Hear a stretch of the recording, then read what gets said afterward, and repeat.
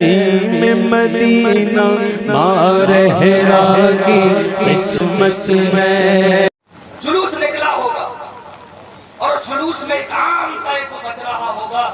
سنا ہے آپ عاشق کے گھر تشریف لاتے ہیں. میرے گھر میں بھی ہو جائے چراغاں یا رسول اللہ, میرے گھر میں بھی ہو جائے.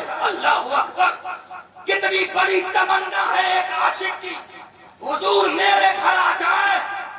ہاں آئیں گے, لیکن کیا رسول اللہ اس گھر میں آئیں گے جہاں پہ نمازیوں کی نحوست ہو؟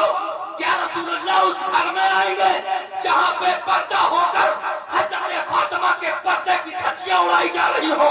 کیا رسول اللہ اس گھر میں آئیں گے جہاں سود کھایا جا رہا ہو؟ کیا رسول اللہ اس گھر میں آئیں گے جہاں جھوٹ بولا جا رہا ہو؟ یاد رکھو, اگر رسول اللہ کو بلانا ہے پہلے وہ منہ پیدا کرو, وہ چہرہ پیدا کرو جس چہرے سے تم رسول اللہ کو آواز آنے کی بات کرتے. ہاں آتے ہیں میرے رسول.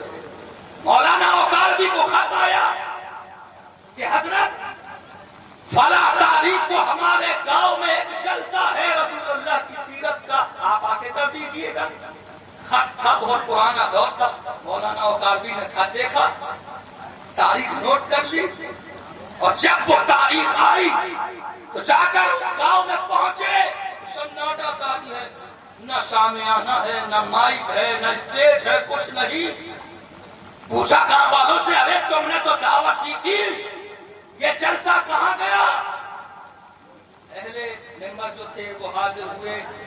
کہا حضرت غلطی معاف, جلسہ تو تھا یہاں, لیکن خبر ہو گئی کچھ سرپسندوں کو, انہوں نے ہمیں کہہ دیا ہے اب جلسہ نہیں ہوگا ورنہ خون کی ندیاں بہیں گی. حضرت معاف کیجیے, آپ نذرانہ لیجیے اور تشریف لے جائیے, ہمیں تو اسی گاؤں میں رہنا ہے.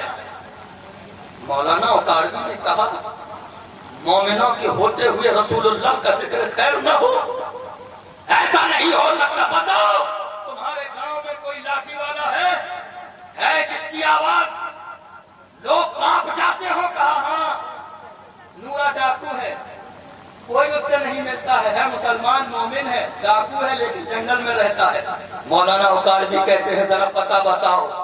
پتہ بتایا, جا کر ڈیرے پر پہنچے تو نورا کھڑا ہو گیا.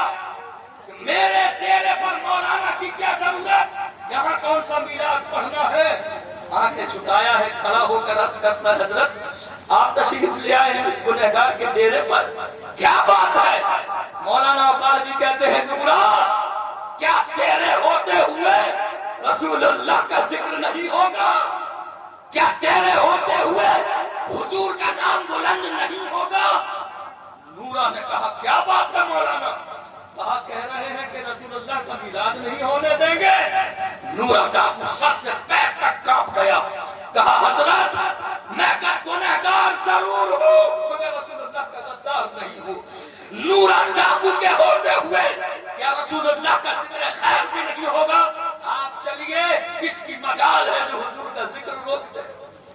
کہتے ہیں میں آگے آگے چلا, نورا ڈاکو پیچھے پیچھے چلا. پنڈال لگایا گیا, رات میں خطاب ہوا. کہتے ہیں میں بولتا رہا, نورا ڈاکو کونے پر کھڑا اپنی رائفل لیے کھڑا رہا, پہرا دیتا رہا. صبح ہوئی, میری گاڑی یہاں بڑھی. نورا ڈاکو نے اعلان کیا, خبردار جو کسی نے کچھ کہنے کی ضرورت محسوس کی, نورا ڈاکو کی بندوق ہوگی اور سینہ اس کا ہوگا. چلا گیا.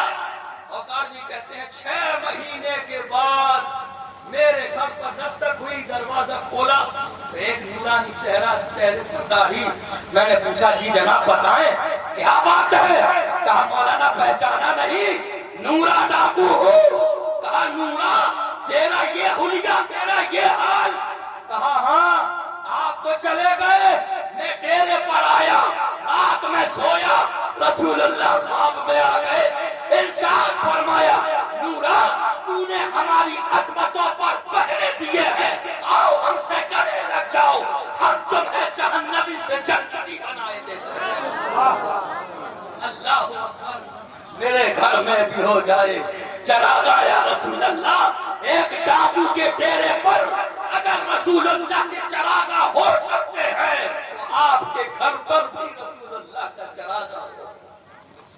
وہ منہ پیدا کرو, وہ زبان پیدا کرو, وہ بازو پیدا کرو, نوجوانوں، یہ تمہارے بازو موبائل میں کھو جانے کے لیے نہیں ہے، یہ بازو پرچم اسلام کو اٹھانے کے لیے تھے۔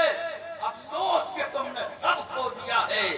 اسی لیے میرے دوستوں اور بزرگوں، اللہ کہتا ہے ہم نے اپنا رسول بھیج کر تم پر بڑا احسان کیا ہے۔